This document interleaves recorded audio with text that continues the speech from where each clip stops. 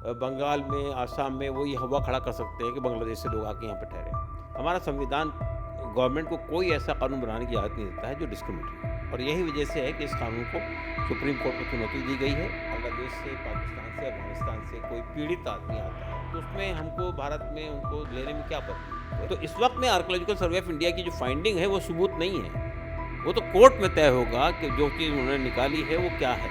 फव्वारा था, उसको शिवलिंग बता दिया। अभी तक उसकी साइंटिफिक जांच नहीं हुई है कि वो शिवलिंग है या फव्वारा है, क्या है।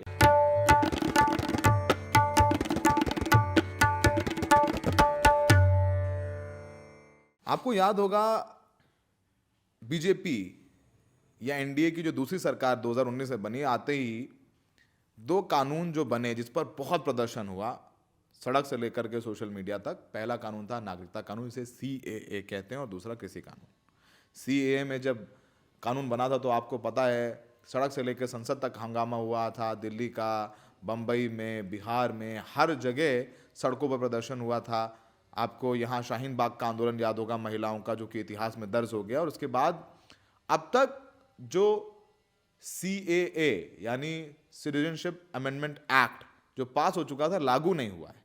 अब इसका जिन बाहर आ गया, चुनाव नजदीक हैं। बीजेपी के सांसद शांतनु ठाकुर ने, सांसद और केंद्र में मंत्री, उन्होंने वेस्ट बंगाल के 24 परगना, नॉर्थ 24 परगना में बोला है कि 7 दिन के अंदर सीएए लागू होने वाला है। अब लागू होने वाला है तो बीजेपी राम मंदिर के बाद नेक्स्ट जो एजेंडा है वो नागरिकता कानून के जरिए क्या फिर पोलराइज करेगी। तमाम तरीके की बातें शुरू हो गई हैं। All India Muslim personal law board का इस पूरे मामले पर क्या कहना है, उनके प्रवक्ता और मेंबर डॉक्टर SQR इलियास साहब हमारे साथ मौजूद हैं। सर, कैसे देखते हैं, अब ये बयान आ गया, क्या प्रतिक्रिया है आपकी?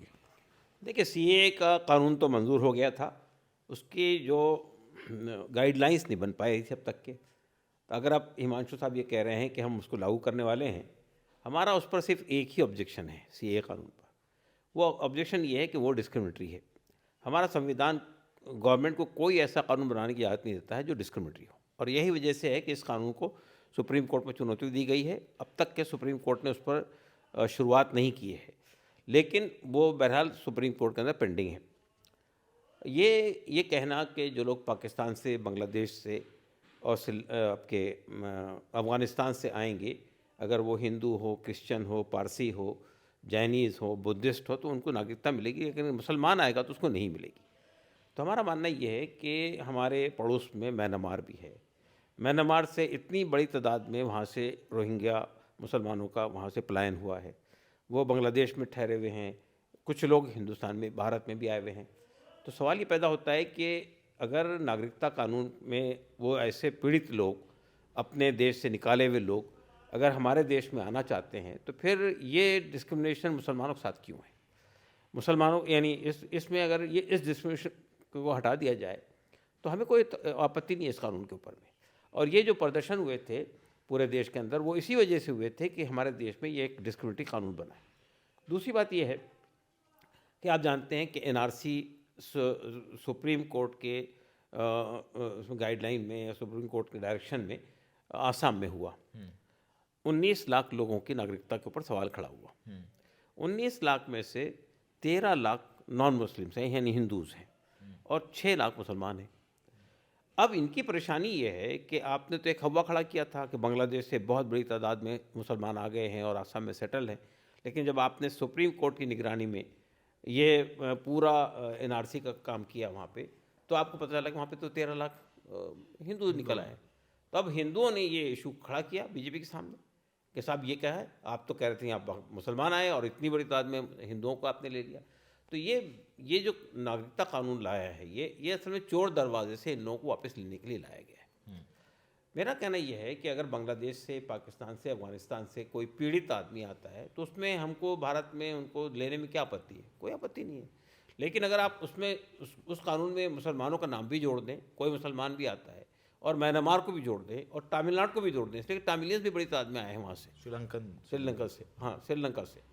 तो अगर तमिलनाडु में आए हैं वहाँ से लोग, तो अगर इनको भी अगर आप जोड़ देते हैं तो फिर उसमें वो डिस्क्रिमिनेशन ख़त्म हो जाता है। तो हमारा इस पर आपत्ति तो सिर्फ एक ही बात के ऊपर में है कि आपने एक ऐसा कानून बनाया है जो डिस्क्रिमिनेटरी है, उसमें मुसलमानों को एक्सक्लूड करता है।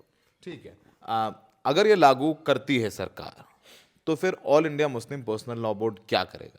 देखिए, all India Muslim personal law board ने तो इसकी मुखालफत की थी पहले भी, अभी भी करेगा। लेकिन सुप्रीम कोर्ट में जो केसेस पेंडिंग है उसमें हम भी पार्टी है। पर्सनल लॉ बोर्ड नहीं है, मैं ज़ाती तौर पर पार्टी हूँ, वेलफेयर पार्टी की तरफ से। और भी कई लोग हैं, बहुत बड़े तादाद में उसमें है। तो हम तो उसको चैलेंज कर चुके हैं ऑलरेडी सुप्रीम कोर्ट के अंदर। जब भी वो आएगा इस पर, तो बहरहाल सुप्रीम कोर्ट तो इस पर ये लाइन लेना ही चाहिए उसको, इसलिए कि ये तो डिस्क्रिमिनेटरी कानून है ना। कोई कानून देश के अंदर ऐसा नहीं बन सकता है जिसमें एक पार्टी को आप एक्सक्लूड कर दें, समाज के एक वर्ग को आप उसमें से एक्सक्लूड कर दें और कहें कि इनके लिए ये कानून नहीं होगा। तो कानून सबके लिए होगा। CAA पर पिछली बार जब प्रदर्शन हुआ था, और आपको पता है शाहीन बाग जो प्रोटेस्ट हटा और तमाम जगह प्रोटेस्ट हुए थे, दंगे भी हुए, दिल्ली में 53 लोगों की मौत हुई थी, क्या कुछ ऐसा प्रदर्शन वापस से होने की संभावना है? क्योंकि हम देख रहे थे, क्योंकि जो IT सेल है उसका ये कहना है कि पीछे से लोग पैसे दे करके ऑर्केस्ट्रेट करते हैं ये सारे प्रदर्शन। फिर लोगों में एक ये भी संशय आता है, खासकर मुसलमानों में, कि उनको सेकंड ग्रेड का सिटीजन, देश उनका है, संविधान में उनको बराबरी का दर्जा है, लेकिन अगर CAA लागू हो जाता है तो जो मुसलमान देश में रह रहे हैं उनको भी कहीं ना कहीं थोड़ा सा इनसिक्योरिटी हो गई थी। क्या वो इनसिक्योरिटी अभी भी बनी हुई है? देखिए, असल में ये जो CAA के ख़िलाफ़ जो तहरीक चली थी, नो डाउट शुरुआत मुसलमानों ने की थी, चाहे वो जामिया के लड़के हों या शाहीन बाग की महिलाएं हों। लेकिन धीरे धीरे उसके साथ सिविल सोसाइटी के लोग जुड़ गए थे उसके साथ में। सिख भी आ गए थे पंजाब से, यहाँ से कई सिविल सोसाइटी के लोग जुड़ गए थे। तो वो एक ऑल इंडिया मूवमेंट बन गई थी और वो इंक्लूसिव मूवमेंट थी। तो मेरा ज़ाती ख्याल ये कि अगर इस तरह की कोई चीज़ अभी आएगी तो उसकी मुखालिफत होगी, पूरे देश में होगी। लेकिन मैं ये कहना चाहता हूँ कि असल में ये समझना कि मुसलमानों को यानी ये चिंता खाई जा रही थी कि उससे उनका नुकसान होगा, नहीं। हमारा प्रॉब्लम ये था कि ये अगर आप CAA को NRC के साथ जोड़कर देखेंगे, अलग अलग करके देखेंगे तो मसला नहीं होगा। मसला नहीं है, बिल्कुल। लेकिन जब आप CAA को NRC के साथ जोड़ कर देखेंगे, चूँकि ये बीजेपी कई बार बंगाल में जाके कह चुकी है हम यहाँ NRC लागू करेंगे।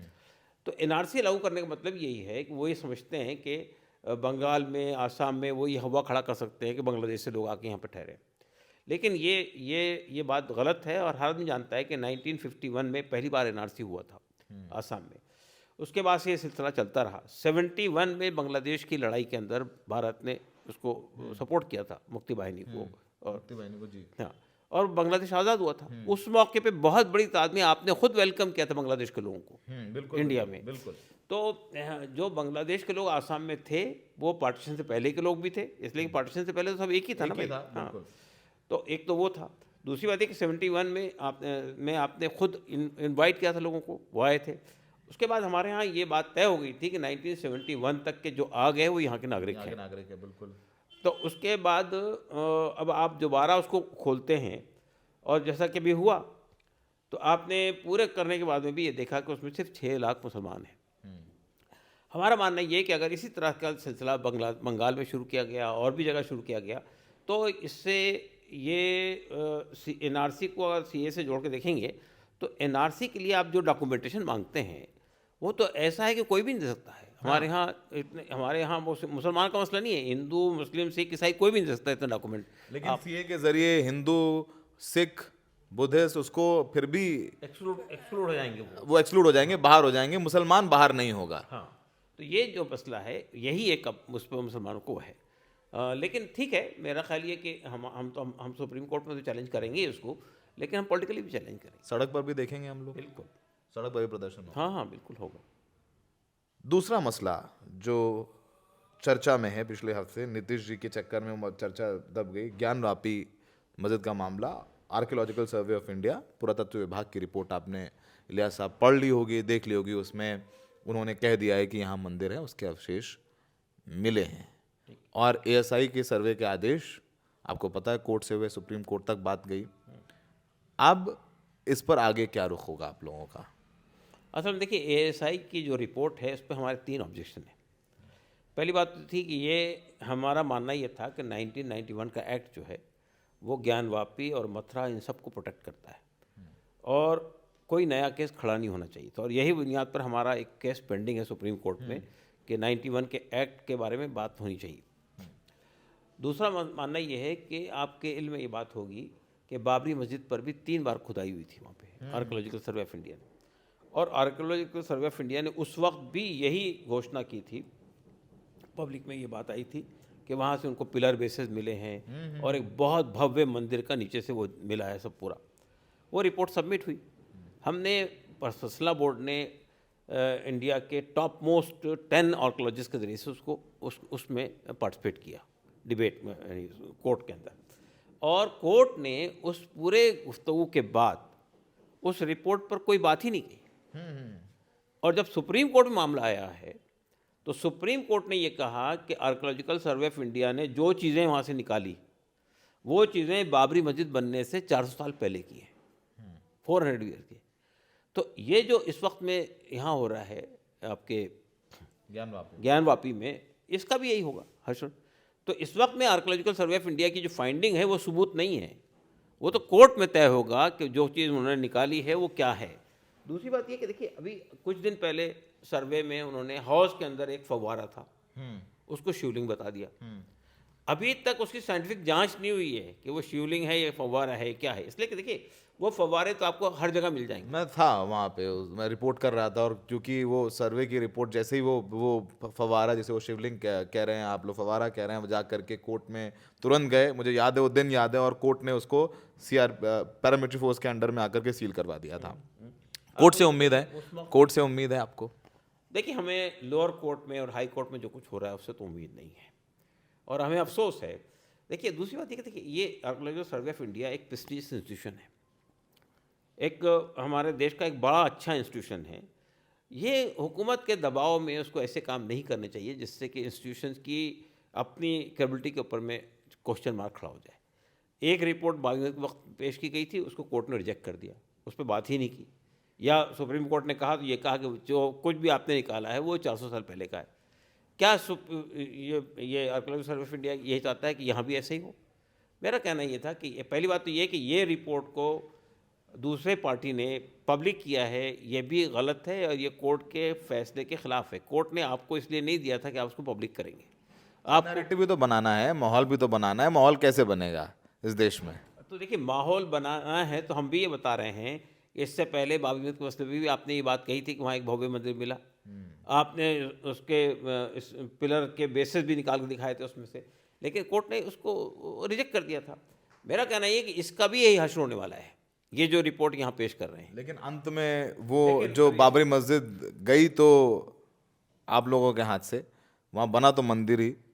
देखिए हमारा अफसोस ये है कि कोर्ट के जितने ऑब्जर्वेशन हैं सब हमारे हक़ में है। आप देखिए कोर्ट ने कहा कि हमारे पास ऐसा कोई सबूत नहीं मिला कि मस्जिद किसी मंदिर को तोड़ के बनाई गई है। लेकिन वो 35A का इस्तेमाल करके नहीं, मैं बता रहा हूँ आपको, एक तो ये बात कही है। दूसरी बात ये कही कि 22 दिसंबर 1949 में जो मूर्तियाँ रखी गई थी वो गलत था, वो क्रिमिनल एक्ट था, असंवैधानिक था। और 92 में जो डिमोलिशन हुआ वो भी गलत था, क्रिमिनल एक्ट था, असंवैधानिक था। लेकिन ये कहा कि चूँकि हिंदुओं का दावा भी है, उनकी आस्था का मसला है, इसलिए ज़मीन उनको दे दी जाए। तो और मुसलमानों को एक दूसरे अधिकार 142 के तहत में 5 एकड़ ज़मीन कहीं और दे दी। तो कोर्ट का ने जजमेंट दिया है, इंसाफ नहीं किया है। कोर्ट ने जजमेंट दिया, इंसाफ नहीं किया है। लियाज साहब से बात हुई। लियाज साहब, आखिरी सवाल आपसे। अभी ज्ञानवापी मामला भी लंबा कोर्ट में चलेगा, और जितना लंबा चलेगा मुझे लगता है जो व्यक्तिगत तौर पर एक इंडिपेंडेंट पॉलिटिकल साइंस के स्टूडेंट के तौर पर इतना लंबा चलेगा, उसका नुकसान मुझे लगता है कि आप लोगों को ज़्यादा है, क्योंकि तब तक माहौल बनेगा कि राम मंदिर का एक मुद्दा था जो ख़त्म हो गया, अब बाकी मुद्दे भी बनने हैं। अब आपको पता ही है, अयोध्या तो झांकी है, काशी मथुरा बाकी है। तो ये आप देख रहे हैं, बहुत आम बात है, तो सुन ही रहे होंगे। पहले लोग थोड़ा घबरा के शर्मा के बोलते थे, अब चौड़े में छाती चौड़े करके सड़क पर बोलते हैं बात। नहीं, देखिए देश की जनता को ये देखना चाहिए कि कोई भी सरकार आती है पावर में तो वो पब्लिक के जो बेसिक इश्यूज़ हैं उनको हल करने के लिए आती है। लेकिन सरकार के पास में जब डिलीवर करने के लिए कुछ नहीं होता है, जब सरकार आई 2014 में सबका साथ सबका विकास की बात कही, लेकिन विश्वास भी तो जी, सबका विश्वास भी तो बोला। हाँ, उसके बाद विश्वास भी जोड़ दिया उससे, ना सबको साथ लिया, ना सबका विकास किया, ना सबका विश्वास उठाया। तो अब उसके बाद कुछ था नहीं, 2014 में 2019 में तो पुलवामा हो गया, अब 2024 में फिर राम मंदिर कर लिया।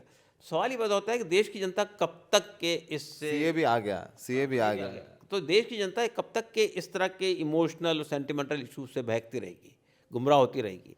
देश की जनता को देखना चाहिए कि रोजी रोटी का मसला है, रोज़गार का मसला है, हेल्थ का प्रॉब्लम है, एनवायरनमेंट का प्रॉब्लम है, किसानों के मसला है। ये इश्यूज बेसिक इश्यूज है, जो सरकार इसको हल नहीं कर रही है, वो सरकार को रहने का क्या उचित है, सेंटर के अंदर भी या स्टेट के अंदर। ठीक है, तो आपने अपनी भावनाएं बनाई, अब बताइए। आप जैसा केंद्र में केंद्रीय मंत्री कह रहे हैं कि एक हफ्ते में सीए लागू हो जाएगा, अगर लागू होगा तो सड़क पर प्रदर्शन होंगे, माहौल बनेगा, हिंदू मुसलमान होगा, नुकसान फ़ायदा आप जानते हैं किसका होगा।